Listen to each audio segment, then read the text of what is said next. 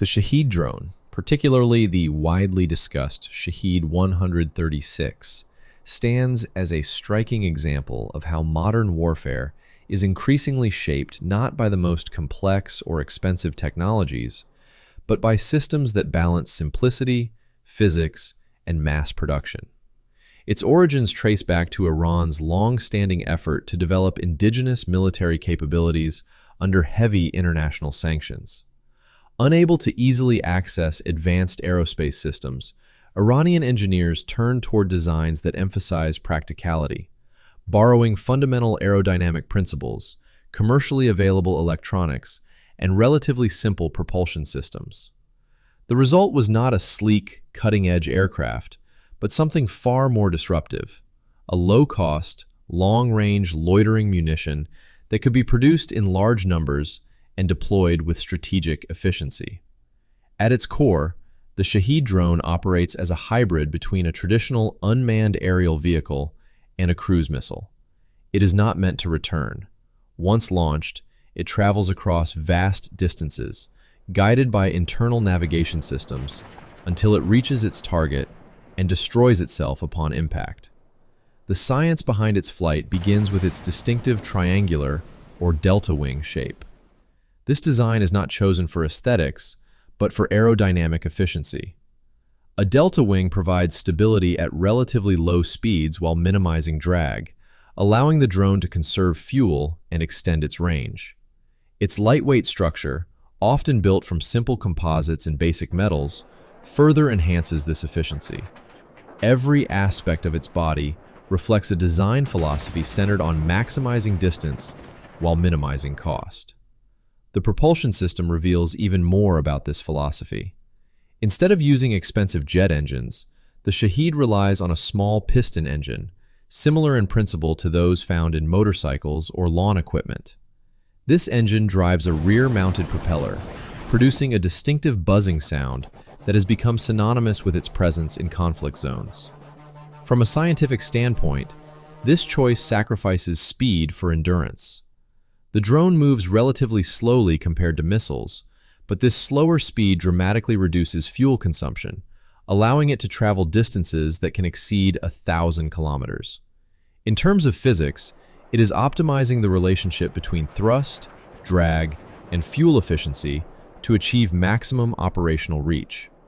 Inside the drone, the guidance system reflects a blend of mechanical precision and digital adaptation.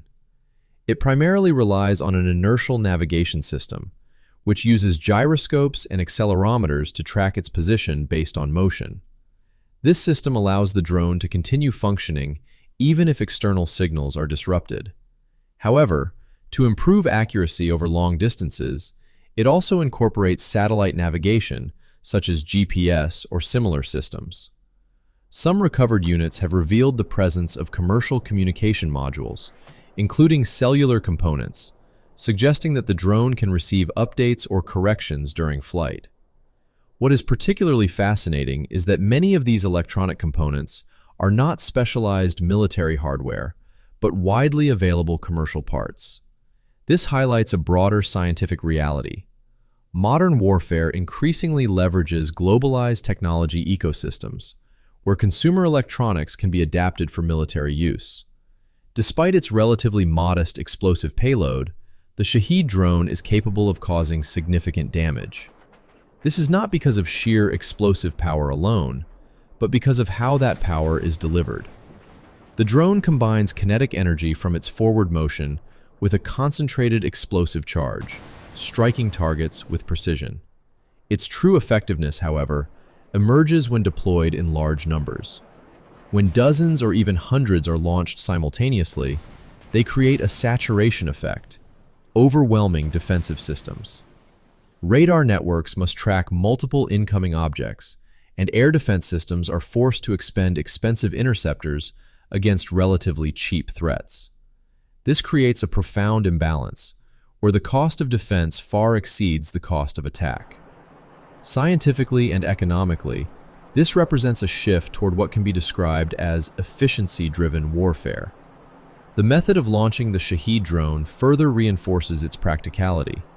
It does not require complex runways or advanced infrastructure.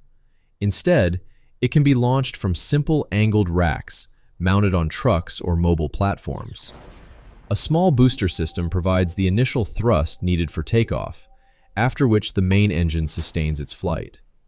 This mobility allows it to be deployed from a wide range of locations, making it difficult to predict or preempt. What ultimately makes the Shahed drone so impactful is not any single technological breakthrough, but the integration of multiple scientific principles into a cohesive system. Aerodynamics, fuel efficiency, navigation algorithms, and materials science all converge in a design that prioritizes scalability. Its relatively low radar and thermal signatures make it harder to detect, while its slow speed allows it to operate efficiently over long distances. Even its sound, produced by the oscillations of its small engine and propeller, is a byproduct of the same engineering choices that make it effective. In many ways, the Shahed drone represents a broader evolution in applied science. It demonstrates that innovation does not always mean increasing complexity.